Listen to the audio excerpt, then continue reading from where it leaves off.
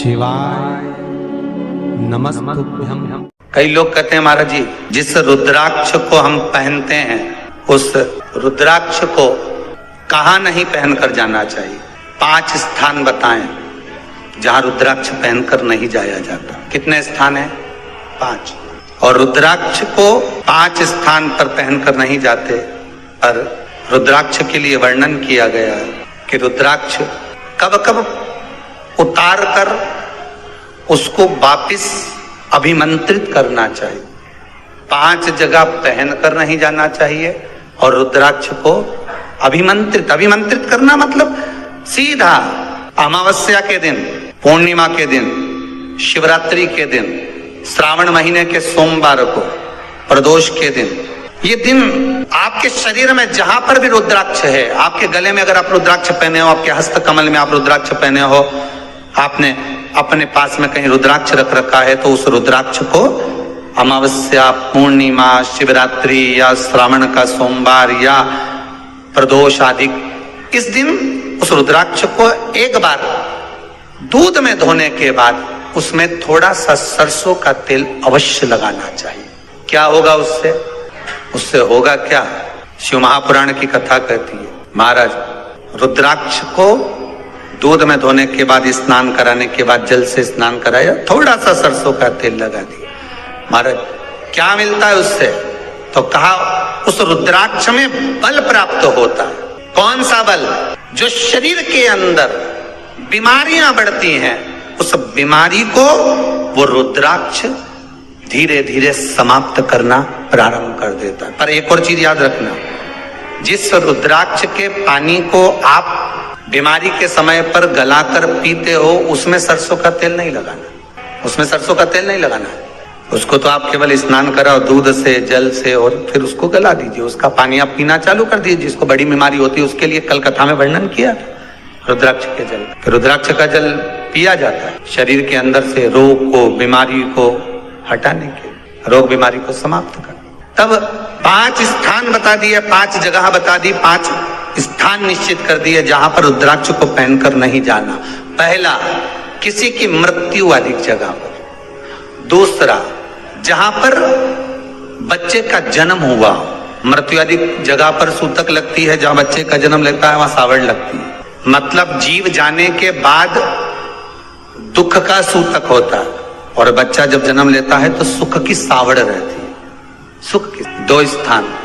तृतीय स्थान, तीसरा स्थान दिया जहां पर वैश्यावृत्ति होती हो या महाराज मदिरा का पान होता हो, उस स्थान पर रुद्राक्ष को नहीं ले जाया जाता। चौथा स्थान रुद्राक्ष के लिए कहा गया, जिस स्थान पर आपको ज्ञात नहीं है और आपको लगता है कि ये स्थान अज्ञात है, यहाँ पर कई जगह पर कुछ जीवों की हत्या हुई है या किसी जीव को नष्ट किया गया है, उस स्थान पर रुद्राक्ष को नहीं ले जाना चाहिए। 5वां, महाराज आपके रुद्राक्ष का जहां अपमान हो रहा है, अपमान से समझ में आ रही है ना आपको बात? एक आय को ढोंग प्रपंच में पढ़ा है, कौन ने कहा इतने रुद्राक्ष धारण कर ले? कौन ने कहा है? क्यों ढोंग प्रपंच में पढ़ा है? अगर हम रुद्राक्ष गले में पहन लेते और नारी का रजस्वला धर्म आ जाता है, रजो धर्म का समय आ जाता है, वो रुद्राक्ष हम गले में धारण कर कर रखते हैं, तो वो रुद्राक्ष क्या वो बेकार हो जाता है?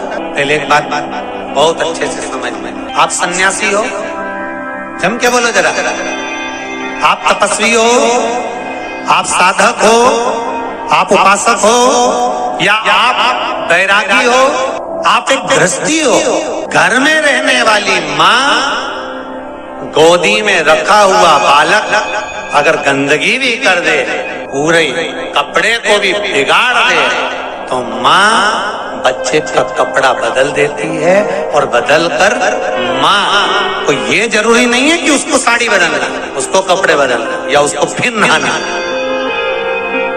बच्चा जब गोदी में होता है तो माँ की गोद में कितनी बार भी गंदगी कर दे, फिर माँ अपने कपड़े बार बार नहीं बदलती, उसी कपड़े से काम करती रहती है, उसी कपड़े से सेवा करती रहती है, उसी कपड़े से भगवान का पूजन भी करेगी तो भगवान स्वीकार करेगा। क्योंकि मातृत्व के लिए, माँ के लिए, नारी के लिए छोड़ दिया गया है कि तुम पर हाँ, आप अगर पूजन करने बैठ रही हो तो आपको ये 7 दिन पूजन नहीं करना। पर रुद्राक्ष अगर आप पहन रहे हो, रुद्राक्ष अगर आप धारण कर रहे हो और अपने जीवन की सार्थकता के लिए स्वीकार कर रहे हो, जैसे तुलसी की माला और रुद्राक्ष की माला गले में पड़ी रहती है, तो ये कंपनी का ट्रेडमार्क होता है कि तुम कौन सी ब्रांड के हो। ये कंपनी का ट्रेडमार्क है।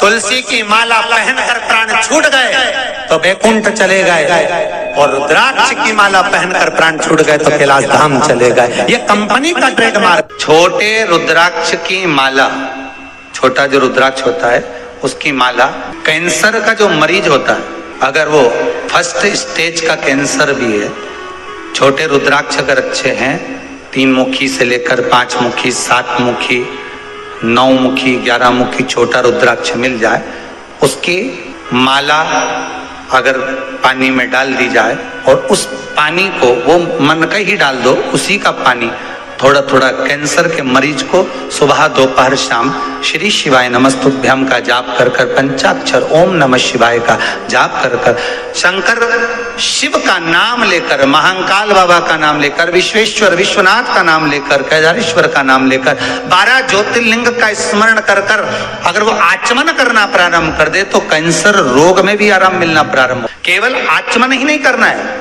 अगर स्त्री है तो अपने उल्टे हाथ पर भी उस मनके की माला को लपेट सकती है। पुरुष है अपने राइट हैंड में उस माला को, अगर कैंसर से पीड़ित व्यक्ति है, रोग से बहुत पीड़ित व्यक्ति, उसको बल मिलता है, उसको पावर मिलता है, उसको एक एनर्जी, उसको एक तेज मिलता है रोग से लड़ने का। कई लोग कहते हैं महाराज जी रुद्राक्ष को सिद्ध कैसे करना चाहिए? तो शिव महापुराण में एक ही उपाय लिखा है, 108 बेलपत्र पर शंकर का नाम लिखकर समर्पित कर दो, या लाल चंदन चढ़ाकर समर्पित कर दो रुद्राक्ष के ऊपर, या उस रुद्राक्ष को आप अभिषेक में समर्पित कर, या उस रुद्राक्ष को सरसों के तेल में रखकर उसको फिर समर्पित शिव जी को कर। रुद्राक्ष को निकाला, शंकर जी के ऊपर रखा, शिव जी के चरणों में रखा, अभिषेक किया, उसको धारण किया। सिद्ध कैसे करना है? तो शिव महापुराण की कथा में एक संवाद बड़ा सुंदर लिखा कि रुद्राक्ष अपने आप में सिद्ध है। मुंबई में एक मेडिकल रिसर्च सेंटर में इस रुद्राक्ष के पानी का रिसर्च किया जा रहा है। आप लोग निकालना कभी, आप लोग तो उसमें निकलेगा आपको, उसका सेंटर का नाम दिया जाएगा कि किस रिसर्च सेंटर में निकाला जाएगा। दोस्तों वीडियो में दी गई जानकारी अगर आपको अच्छी लगी है तो वीडियो को प्लीज़ लाइक कर दीजिए, चैनल को सब्सक्राइब कर दीजिए। अगली वीडियो में फिर से एक बहुत अच्छी जानकारी के साथ, एक बहुत अच्छे उपाय के साथ फिर से आपसे मुलाकात होगी। तब तक के लिए श्री शिवाय नमस्तुभ्यम दर्शकों।